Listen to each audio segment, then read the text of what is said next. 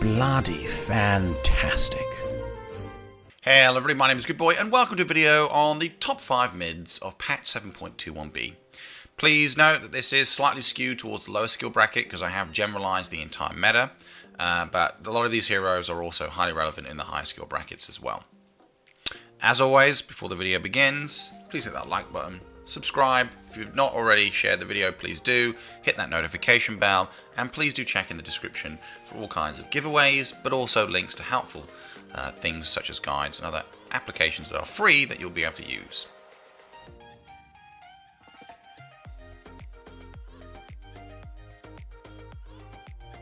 So number 5 is Visage. Visage had a reckoning because prior to 7.21b, Visage had one of the best win rates in the game at approximately 57 to 58%. This was largely due to the fact that a huge number of boosters were using the hero to secure victories in about, well, 12 minutes in some cases. Visage pushes exceptionally well and is an excellent hero in the early to mid game.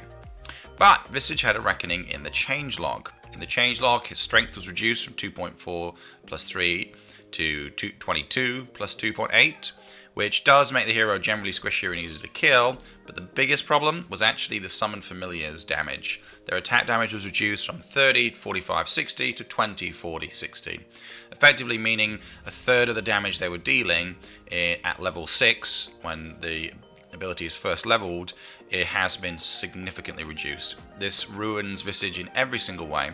Not only does it make it harder for the hero to rotate and gank and kill people because they're doing less damage, but more critically, towers, of course, will not fall. And generally are your pushing objectives and your ability to end the game quickly is not successful.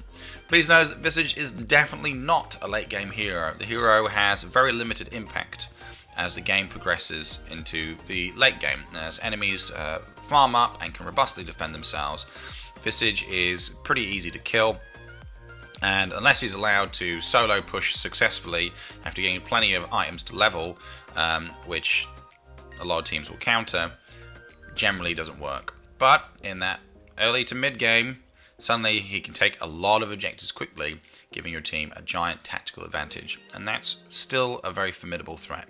So Visage, still a good hero, just unfortunately nowhere near as good as he was before.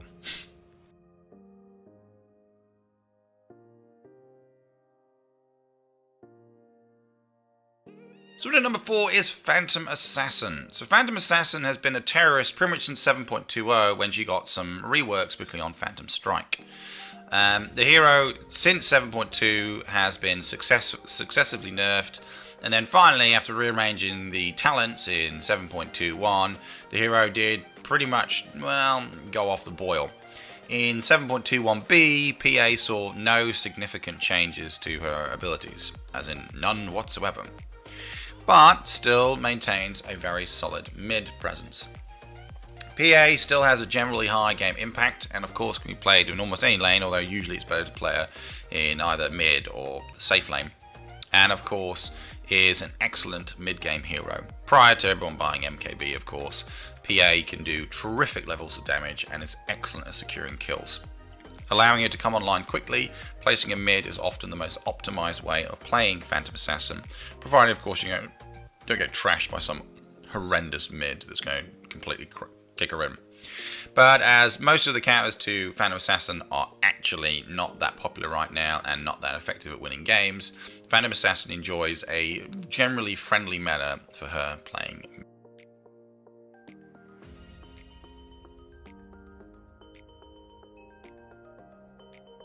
So Bloodseeker is faring exceptionally well as a mid-hero right now, and still remains a very durable mid-hero, despite the fact that it's not actually that popular. In 7.21, his agility gain was increased from 3 to 3.5, and his movement speed was increased from 290 to 295. In successive patches, the hero has generally seen his movement speed improved. And of course, in 7.20, he saw his abilities often reworked, which were largely speaking seen as negatives. Bloodseeker can very easily sit in lane with Blood Rage, and kill creeps, and even if you rage harass him, he'll just regenerate again. This makes him a pretty scary mid-hero, and of course his power is in the mid-game as he's able to move freely around the map at incredible speeds, rupturing everyone to death and killing them. Hero offers tremendous, and again, it's a very similar story with pretty much all the mids, really, and what you're trying to achieve. His mid-game impact is exceptionally high, and that is where he's most used. Similar to Phantom Assassin, though, used more from a roaming killing potential and less for his pushing capabilities. He is very, very good, of course, with his global vision of being able to hunt down low health HP heroes and kill them. This works very well against invisible heroes, for example, or other heroes that do not want to be detected while they're farming massively. So he easily offers huge game impact, but again does go off the boil towards the late game. So do take that into account and have a plan with your team in terms of how you're going to use this hero most effectively.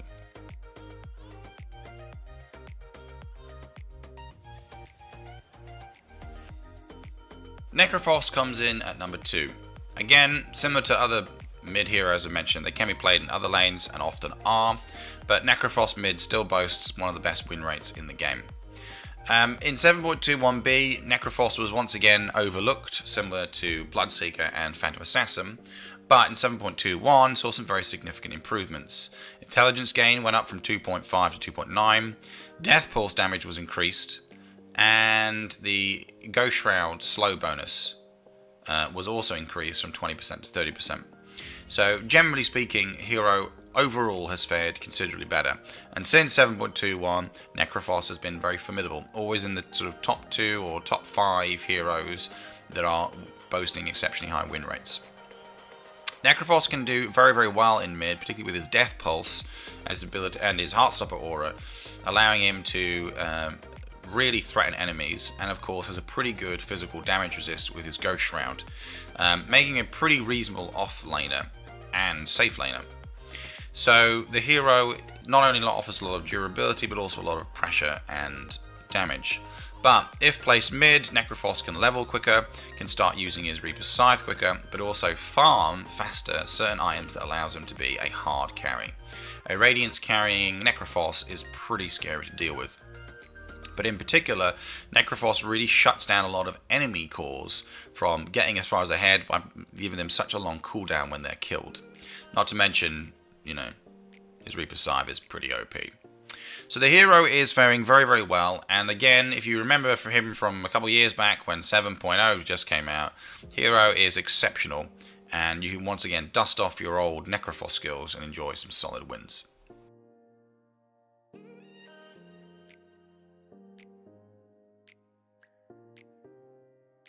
But in at number 1 with an exceptional win rate of 58%, Viper is the number 1 best mid-hero to play right now.